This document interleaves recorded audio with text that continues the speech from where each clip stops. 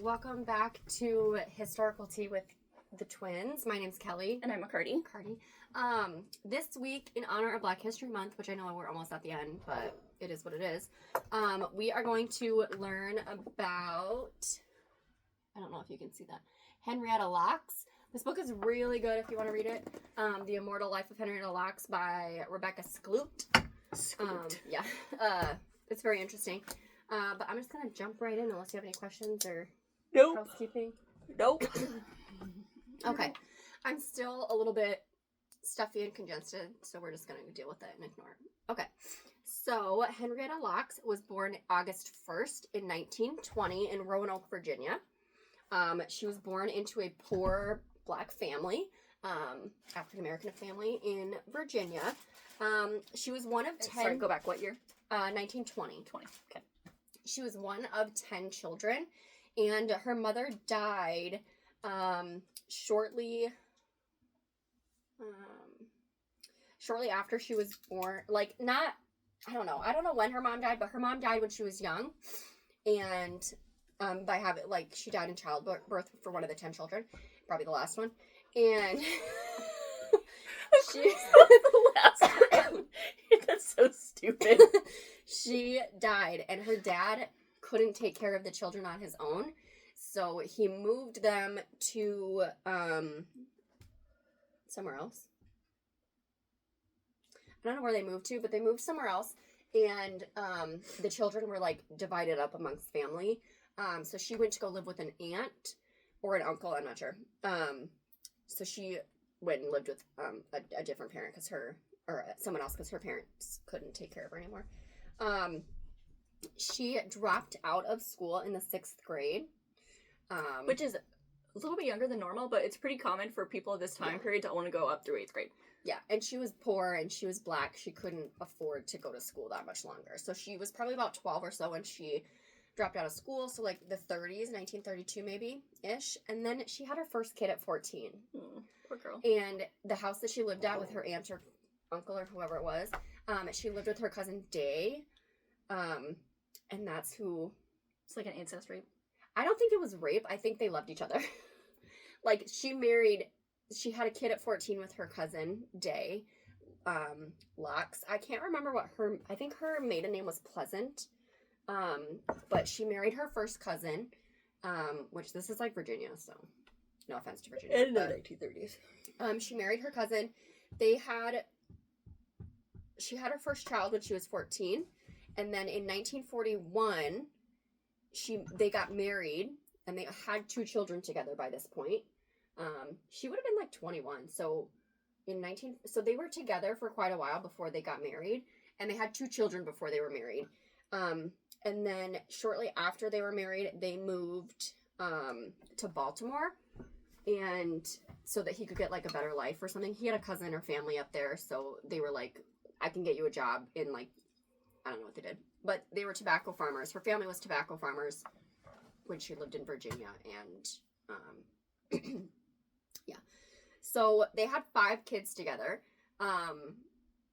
Day and Henrietta. Day's his first name? I think it was short for something. I don't remember. I think it was, I just put Day because that's what he went by. I think it was short for David, maybe. So then in 1951, she was 31.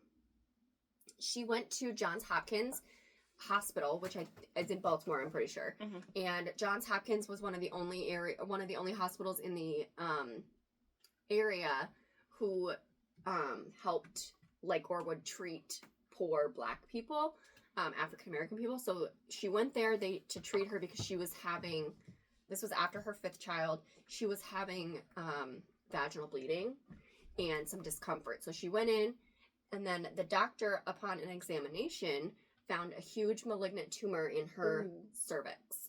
So she had a huge tumor in her cervix. How huge did it say? It didn't say. Because a cervix is small, so huge could mean this. She had a large tumor. Could be this. They didn't compare it to anything. Not in the articles that I read. Maybe in that. This was in the 30s. I know, 1951. But, they know what baseballs look like. Right. So she has cancer, and she's being treated with radiation. Wait, how long after her 5th child? I don't know. Didn't say. I think not too long. I'm sure that it said, but I don't remember what it was. And it wasn't very long after she had her 5th child. Because the son, I think it was a son. The last son said that he grew up to be strong because he had to fight the cancer growing around him. Is what he said. So I don't think So theoretically that she could have been developing the cancer as okay. Yeah, I don't know. That's what he said. So I don't know. She also had one of her daughters, and I think I read a book about this. I'd have to double check. There was one of her daughters was handicapped, and she went to live in an asylum, Crowell's or something. And I'm pretty sure I read a book recently about that asylum. Was it for crazy Black people? Yes. Was it something like that? It was like The Madness. Yeah, I think I just read that. Let me go to my Goodreads.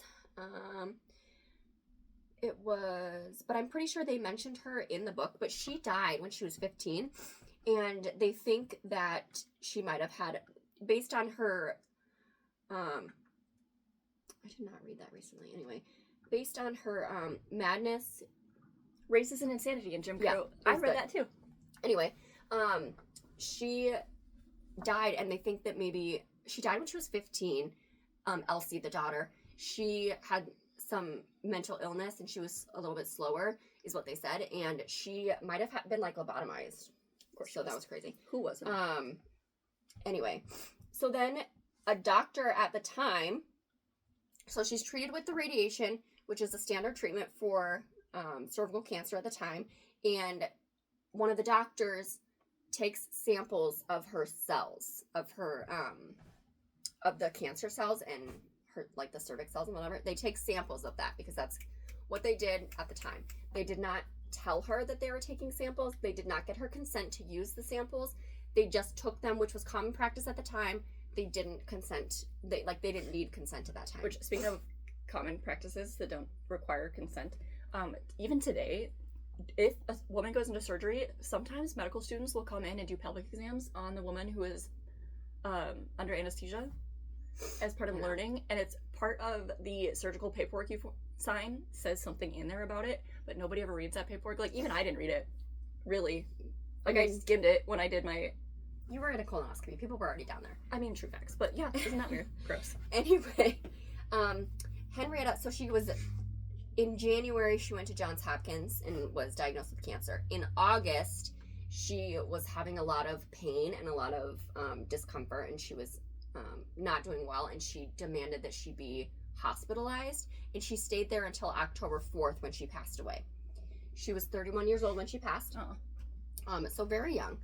So the interesting thing about Henrietta, not just that she had cervical cancer and that she was, from a poor black background and, from Baltimore or whatever, or that she married her cousin. So the samples that the doctor took, most of the time when they take these samples, the cells die very quickly within a few hours.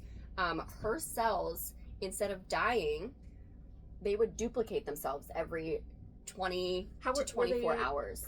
Were they preserved in some way, or they were just doing it naturally? No, her cells were replicating themselves over and over again. Were they cancer cells, or just like her?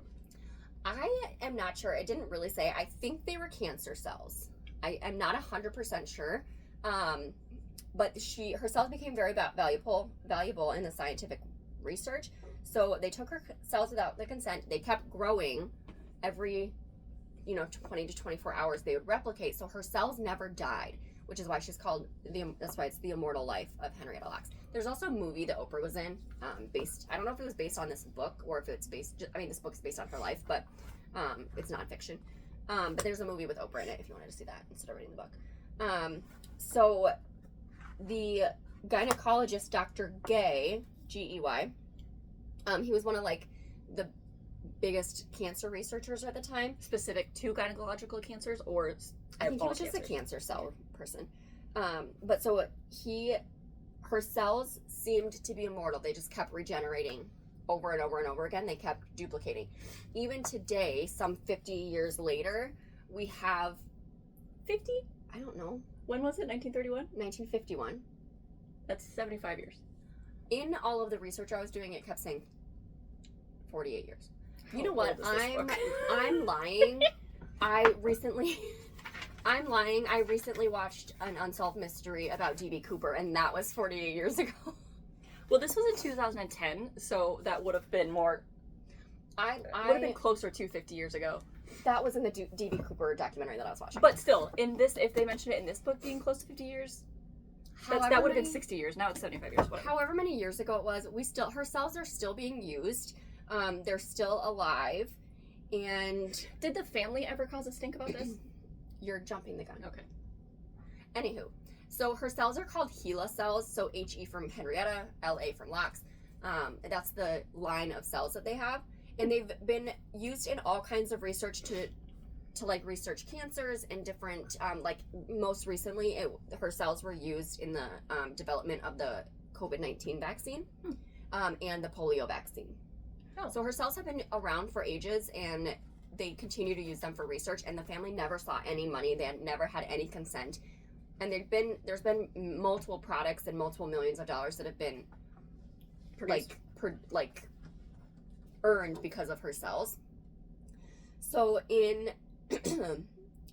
for decades, her medical information and her cells were being used in, like, they would literally give her medical records out to people, and they would, HIPAA? which this is illegal. I work in a medical field, and you are not allowed to do that. When did HIPAA come into play?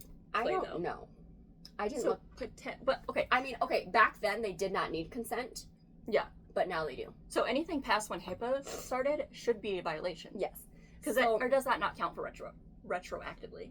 I don't know, but they published her name, like her full name and medical information. They published that in like documents about. With her full name? Yeah, they published them to the public without the consent of her or her family. That's insane.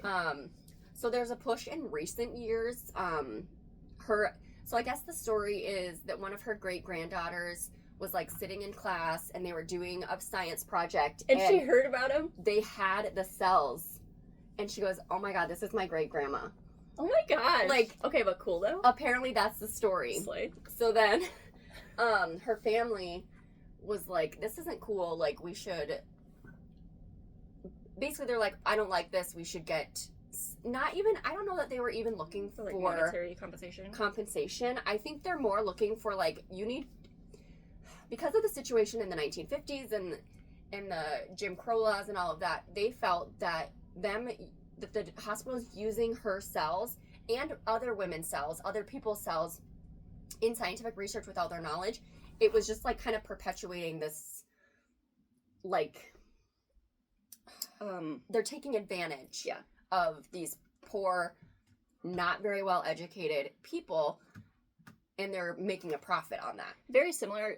So what I'm thinking is like the Tuskegee. It's exactly the same. The syphilis. Yeah. Yep. So, so people, although at least these people are not getting treated, yes. Unknowingly being infected with syphilis. Yes. So her family basically, that'd be a good one. Her family has pushed to at least get her life recognized, to see her more, for the world to see her more than just a bunch of cells. They want to see her as a woman who wore, like, pretty clothes, and she always had red nail polish, and she had lipstick, and she was, like, funny, and they want her to be remembered for something, because she's done all, she's dead, but her life and her legacy has done so much. Like, her cells have done so much for the scientific community and for the world, that they just want her to be recognized. They want people to know about her. So they want to acknowledge her legacy and, like, spread it and have more education about her. And her descendants have been fighting for stronger policies. They've been fighting for years for stronger policies to make consent and informed consent. That's where they get you, is they don't inform you. Yeah. They have you sign a consent. Yeah, they have you sign a consent form. You don't understand what the consent form is saying. So then you sign it, and then it's like, and then you've already signed it, so you can't, there's no... Yeah. So they've made a huge push to make consent and informed consent a bigger deal, and to make it illegal to use people's genetic material without their consent. Like, they, I don't know who, like, her cells have been used to, like, forward the Genome Project and all kinds of things. So they published her full genome, which you cannot do. That's insane. And okay, had they redacted all of her information, sure, they probably got it could taken have done down. that. Her family got it taken down. There was a lawsuit, so her genome is no longer out there for people to see. But like, you can't do that. But because With their name attached to it. so because of the time frame, the 1950s, all of that, it's kind of shady. So Johns Hopkins says on their website, like, you can look up they have Henrietta Lacks on their website, and in their website, Is it Locks or Lax? It's spelled like Lax. I always say Lacks, I don't know. And I think that's how I listened to the audiobook. Oh, sure. So I think that's how they say it. I have no idea. Anyway, Johns Hopkins on their website says we have never sold or profited from the HeLa cells, and I don't know that I buy that. Maybe they haven't, but they've given it to somebody. Yeah, maybe okay. So maybe it's they've like shared the cells. they just didn't get. So I think they freely gave the cells away. They didn't like charge people for cells, but I think that's silly. It's a technicality. Yeah. Some people think that she was taken advantage of. But wait, did she go anywhere else besides Johns Hopkins? No, because Johns Hopkins was the only place that would treat her in the area. They were the only place that would treat. So she couldn't have gotten the cells removed anywhere else. No, she was the only. Johns Hopkins was the only place that would treat poor Black people and Black people in general. I believe. Also, can I say I hate when books do this? Like, just make the cover the same size, right?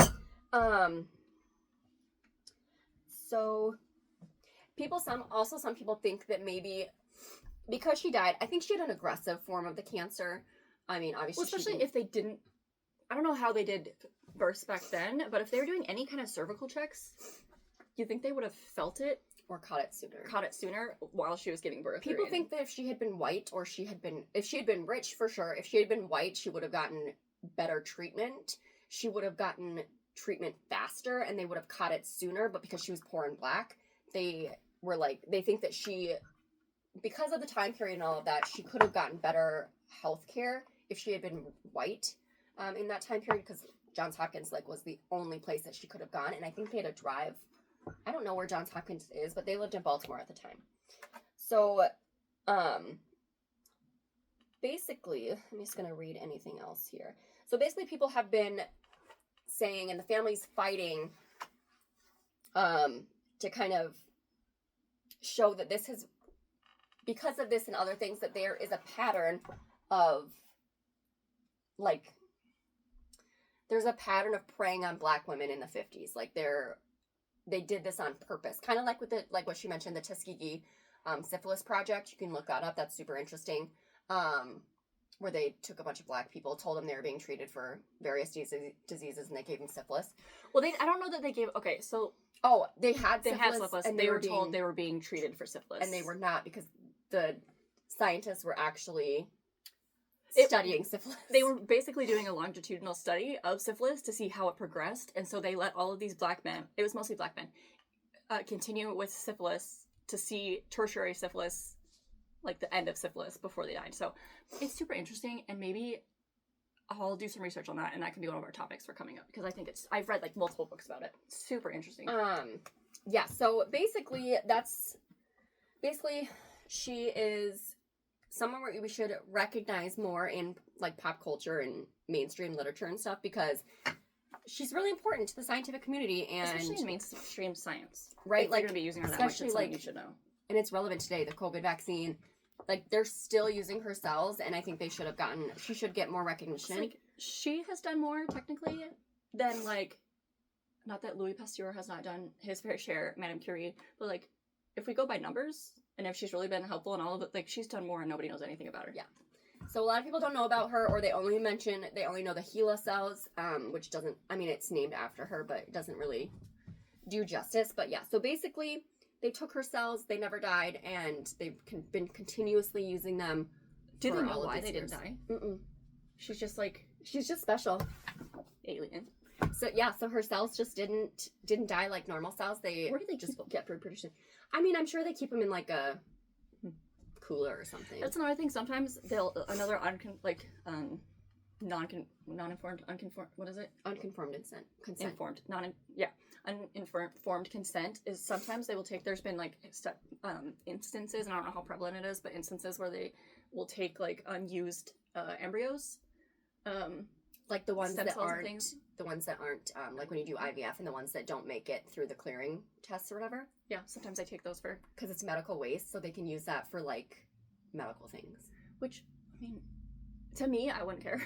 To me, I wouldn't care if I knew what they were doing. Yeah, if I knew it, but also if you don't know it, like who cares? Like, there's part of me who doesn't want to do like I kind of want to do a DNA, like a 23andMe thing, but I'm scared that they're gonna take my DNA and use it for something nefarious. I'm also scared that if we did the DNA test, we wouldn't be identical, and that would ruin my life. whole life. Everything about me would be completely different, and I would, even though like that it can't be.